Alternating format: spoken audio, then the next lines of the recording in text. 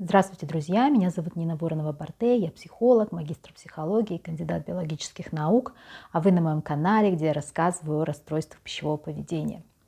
Я сегодня для обложки выбрала фотографию с котиком, потому что это мой котик, потому что у него диабет, и он пришел на ручки, и я решила, что у него есть все основания и права, учитывая его диабет, оказаться на обложке видео про расстройство пищевого поведения. Хотя сегодня буду говорить не о диетах, сегодня буду говорить о том, как пережить срыв. Потому что, несмотря на то, что я много достаточно сняла видео, в которых я говорю о срывах, о том, как они происходят, почему они происходят, об их последствиях, тем не менее, эта тема постоянно возникает, потому что, когда у человека РПП, он срывается. То есть неважно, это булимия, компульсивное переедание или булимия с очищением, происходит такая вещь, как вот, которую я называю срывом, потому что надо как-то называть. То есть, когда человек переедает, или ему кажется, что он переедает, если мы говорим об анорексии с очищением, и потом очень это переживает, там очищается, не очищается, компенсирует, не компенсирует, но всегда возникает момент, когда человек съедает больше, чем ему бы хотелось, и следом за этим нам начинает разворачиваться. Мне кажется, теперь я в кошачьей шерсти. И следом за этим начинают разворачиваться какие-то события. Вот сегодня буду говорить о срывах. Но вначале скажу для психологов, которые смотрят мой канал, что весной с марта по май я читаю снова курс по терапии расстройств пищевого поведения уровень 1 для психологов, для профессионалов, для тех, кто работает или собирается работать с расстройством пищевого поведения. Я дам ссылку в описании к этому видео. Если вы студент-психолог, вы тоже можете к нему присоединиться, к курсу. Поэтому, пожалуйста, регистрируйтесь, регистрация открыта, оплата открыта. Можете делать это прямо сейчас или потом, если хотите. Вот. Так вот, как пережить срыв? Не буду объяснять, что такое срыв еще раз. Я в конце этого видео дам ссылки на свой плейлист. У меня есть плейлист по всем расстройствам пищевого поведения, основным: анорексия, булимия, компульсивное переедание. В булимии вы можете найти много видео про срывы. Сейчас буду говорить только о том, что делать, если они происходят. Во-первых, коротко, только по пунктам сегодня, прям четко по пунктам. Пункт номер 1. Первое. Приближение срыва. Что такое приближение срыва? Надо сказать, что вот такое сам ощущение приближающегося срыва очень характерно для людей с булимией. Люди с булимией просто знают, что сегодня у них будет срыв. Если срывы происходят не каждый день, а с определенной периодичностью, а я напоминаю, что срыв каждый день — это такая достаточно острая, достаточно тяжелая булимия. В норме, как бы в обычном случае, срыв происходит там каждый второй, третий, четвертый день. И обычно с утра уже, или когда человек возвращается с учебы, или он идет домой с работы, он уже знает, что сегодня будет срыв. Он это чувствует. Он это чувствует в теле, он это просто знает. У людей с анорексией бывает как? Они готовятся к срыву. Они тоже, у людей с анорексией, со очищением, часто срывы вообще после каждого приема пищи или там каждый день. Но они, тем не менее, иногда тоже раз в несколько дней. И они знают, они готовятся к срыву, они там закупают себе еду заранее. То есть они тоже заранее знают, что сегодня у меня будет срыв. У людей с компульсивным перееданием происходит немного иначе. Их просто накрывает. И они просто в какой-то момент начинают есть и не могут остановиться. Это очень вообще характерный признак срыва. Вы начинаете есть и не можете остановиться. Это субъективное ощущение «я не могу остановиться». Очень хорошо известно всем людям с РПП, которые переедают так или иначе, у которых бывают вот эти вот приступы переедания. Когда я ем, я просто не могу остановиться. И это очень важный момент. Я не могу остановиться, потому что первое, что я хотела бы сказать, это то, что вы должны признать, что вы не контролируете срывы. Вы не можете контролировать. Вы можете пытаться их контролировать, но, скорее всего, у вас ничего не получится, потому что если срыв должен произойти, он произойдет.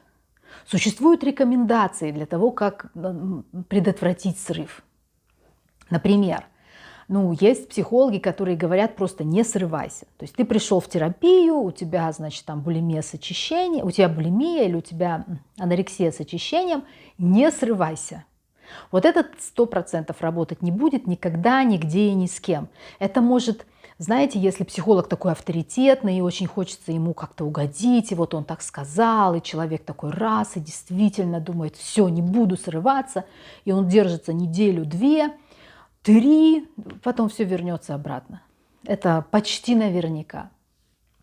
Вторая рекомендация, которую дают людям, у которых есть срывы, это, например, остановись и досчитай до 10. Вот ты идешь уже на кухню, идешь уже к холодильнику, остановись и досчитай до 10. Следующая рекомендация. Сядь и напиши письмо. Вот чувствуешь, что хочешь, вот тянет, вот началось. Сядь за стол, возьми бумагу, ручку, карандаш и просто пиши все, что приходит в голову. Просто выгружай свои эмоции, мысли, вот все, про срыв, не про срыв, про все, что придет в голову, все выгружай. Еще одна рекомендация – это сесть и подумать, что не так. Что не так, что происходит. Не «ой, я хочу сорваться», а что не так. Что в моей жизни или что сегодня, или что на этой неделе не так у меня, что мне сейчас хочется сорваться. Вот кроме совета «не срывайся», все остальные все эти рекомендации могут сработать. Но они срабатывают тогда, когда ваше РПП и так уходит, когда оно не острое. Когда оно острое, ни одна эта рекомендация не сработает. Если она не работает для вас, не думайте, что с вами что-то не так или что вы плохо стараетесь. Вот остановиться перед срывом и не сорваться можно, еще раз, только в том случае, если ваше РПП и так уходит. Если оно уже ослабевает, если вы движетесь к ремиссии или к выздоровлению, если вы в терапии, вот сам этот факт, что я могу остановиться перед срывом, подумать о своих эмоциях, подумать о том, что произошло, и срыв не происходит, это само по себе уже огромный шаг к выздоровлению. Но для этого надо, чтобы вы уже прям шли по этому пути. Не получается, значит не получается. Вы не контролируете. Первое, что отключается в момент срыва, это способность контролировать собственное поведение. У вас этого инструмента в этот момент просто нет. Вам нечем останавливать этот срыв, и только в процессе работы над собой, терапии или приближения выздоровления этот инструмент может у вас появиться. Вот это важно помнить. Еще раз. Если можешь остановить срыв, останавливай. Если не можешь, пусть происходит. Пусть происходит. Задача терапии, задача выздоровления в том, чтобы человеку расхотелось.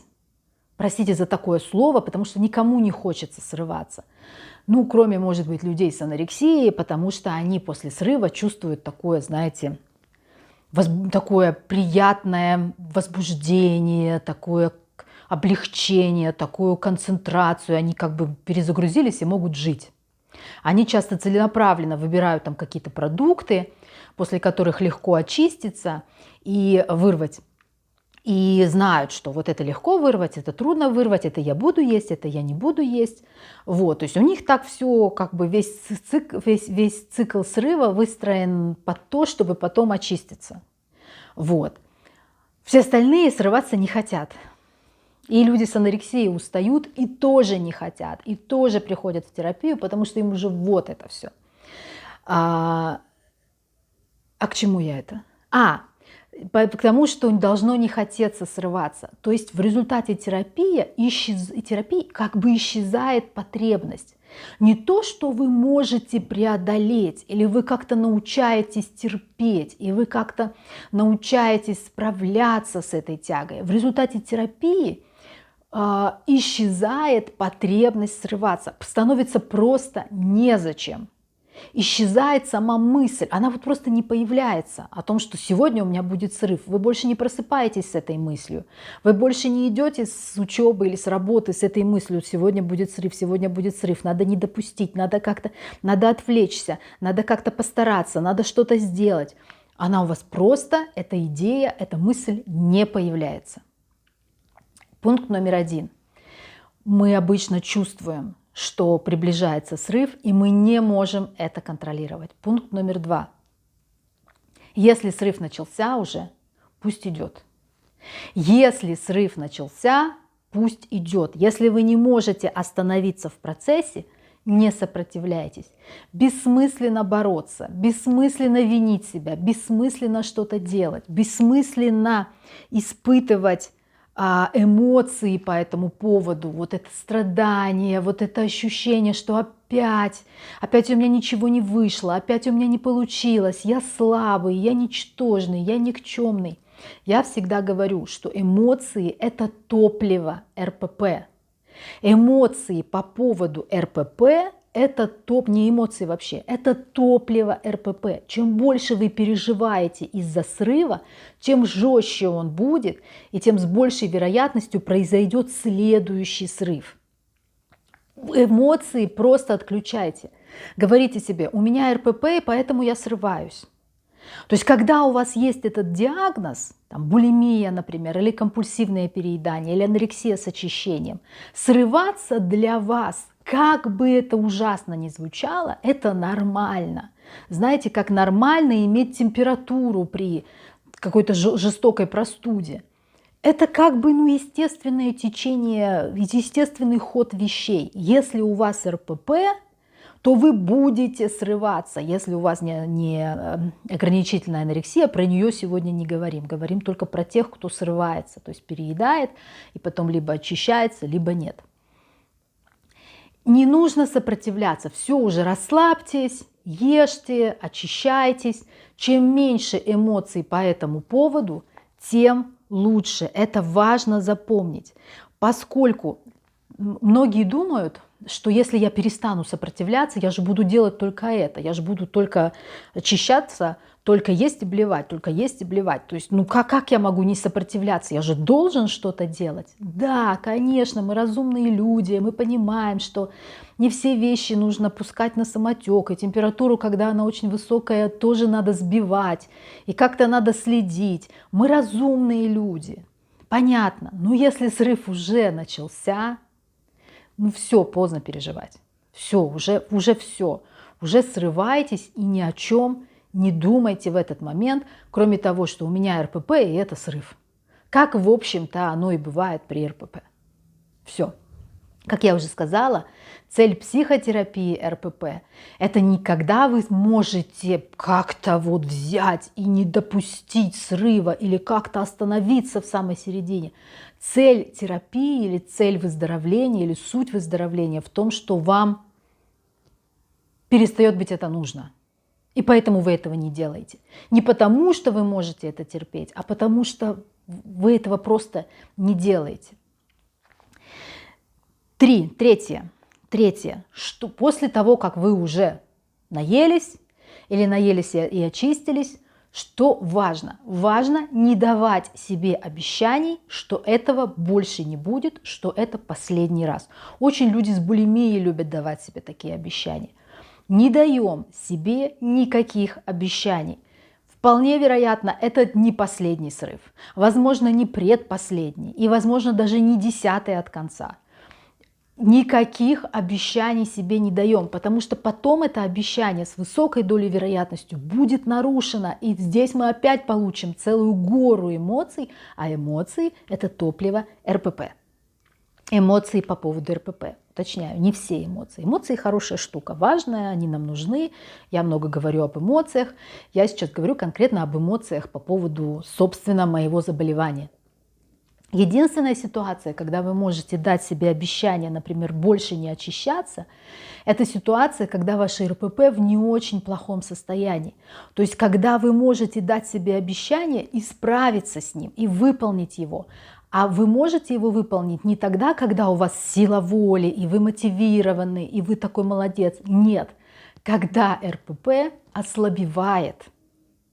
Еще раз, это вообще не про силу воли вашу. Это не про то, насколько вы умеете терпеть. Когда РПП ослабевает, тогда вы можете сказать себе: все, больше никаких таблеток. Или все, больше никакой рвоты. Все, хорош, я просто не буду этого делать. И все. Тогда да. До этого нет. То есть это пункт номер 3. После срыва не даем себе обещаний. Пункт номер 4. После срыва очень важно не компенсировать этот срыв, не пропускать приемы пищи, не делать что-то вот после срыва такое, чего вы не делаете в нормальной жизни.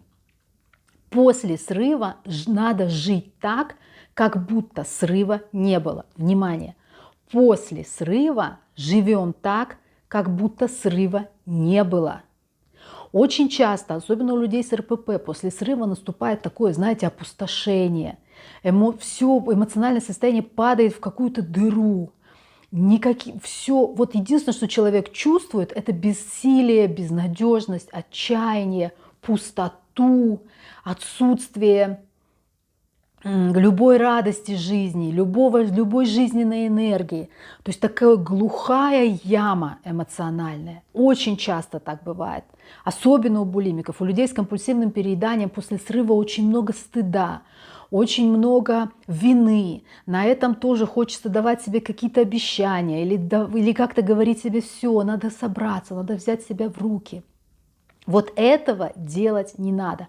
Было, перевернули страницу, живем дальше.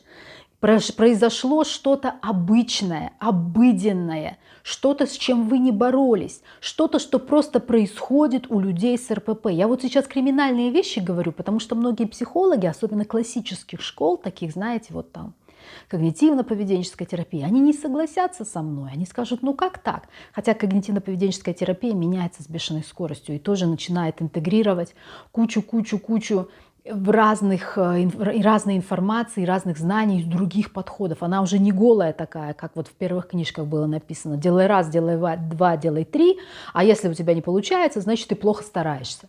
Нет, современная когнитивная поведенческая терапия, там тоже не дураки работают.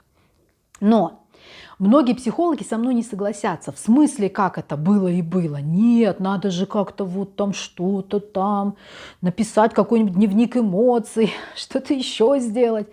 На самом деле вы можете делать все, что вам помогает. Но главное, вы закрыли эту страницу, перевернули, вы живете свою нормальную жизнь. Без вот этого: вчера у меня был срыв, сегодня поем поменьше. Или там позанимаюсь побольше спортом, или попереживаю на эту тему. Когда человек после срыва, у человека поднимается очень много негативных эмоций. И существует такая идея, как бы тиражируемая в околопсихологических кругах, что эмоцию, если она появилась, ты должен ее прожить. Вот сесть и прожить. Эмоции даны нам для того, чтобы мы их проживали. Абсолютно правильно. Но это половина правды. Эмоции и чувства даны нам для того, чтобы мы их проживали, потому что они несут какую-то информацию. Но у нас еще есть механизм регулирования эмоций и чувств. Кроме вытеснения, мы еще можем регулировать наши чувства. То есть эмоции появляются, мы их ощущаем, и мы можем их отрегулировать. Поэтому после срыва я вас призываю не погружаться в это отчаяние, не погружаться в срыв, не погружаться в самообвинение. Вы почувствовали эту эмоцию, вы ее признали, вы сказали себе: я чувствую отчаяние, я чувствую бессилие, я чувствую безнадежность, но я не буду это чувствовать, я буду жить мою нормальную жизнь. То есть вы не вытесняете эмоцию, когда вы ее признаете. Но отчаяние – это не та эмоция, которую нужно чувствовать в процессе болезни РПП. Вы должны чувствовать веру в то, что от этого вылечиваются. Посмотрите видео, сейчас дам ссылку «Спокойная вера в выздоровление». Вы должны верить в то, что это болезнь, от которой можно выздороветь. Есть методы лечения, есть психотерапия, с этим можно справиться.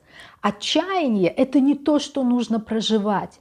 Бессилие – это не то, что нужно проживать. Стыд и вина после срыва – это не то, что нужно проживать. Поэтому да, эмоции важно проживать, бла-бла-бла-бла-бла-бла-бла. Не в этом случае. Отметили, осознали, отложили, живем дальше свою жизнь. Это был пункт номер 4. И пункт номер 5.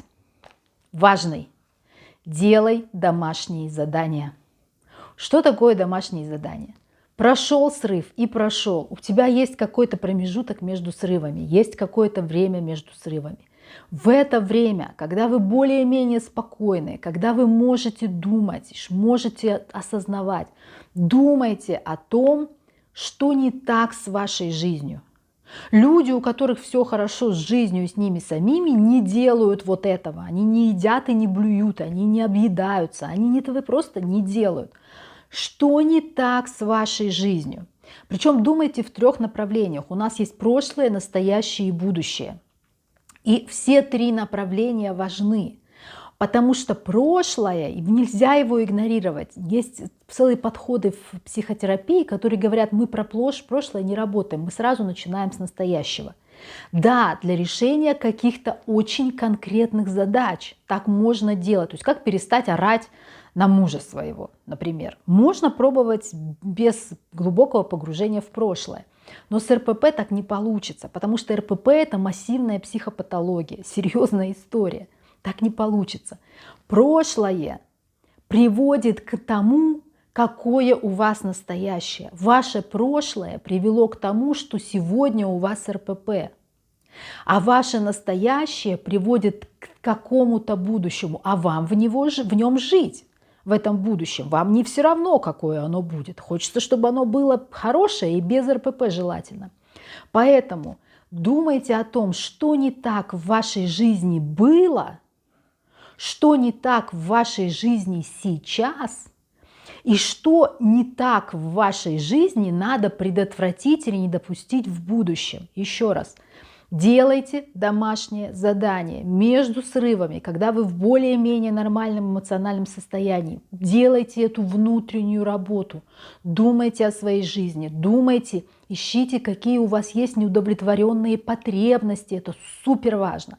Пытайтесь понять, что с вашим типом привязанности, как вы выстраиваете отношения с другими.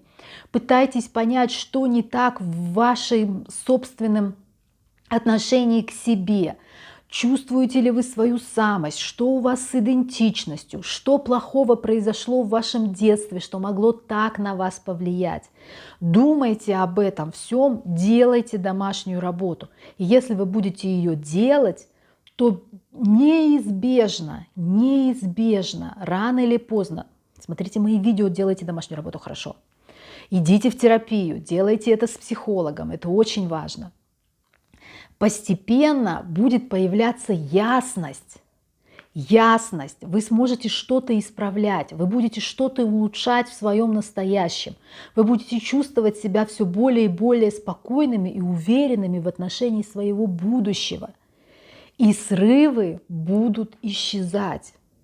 Они будут просто исчезать за ненадобностью. Вот все, что я хотела сказать о том, как переживать срывы. Надеюсь, это будет для вас полезным. В завершении хочу сказать, подписывайтесь, пожалуйста, на этот канал. Обязательно ставьте лайки, жмите на колокольчики, комментируйте. Это очень важно. Делайте репосты. Это очень важно. Это все помогает видео продвигаться, чтобы больше людей с расстройством пищевого поведения их находили и так получали помощь. Подписывайтесь на мои социальные сети, подписывайтесь на мой телеграм-канал. Обязательно не забывайте, что там есть чат для общения людей, выздоравливающих от расстройств пищевого поведения. И ищите меня в социальных сетях, если я вам нужна. Пока!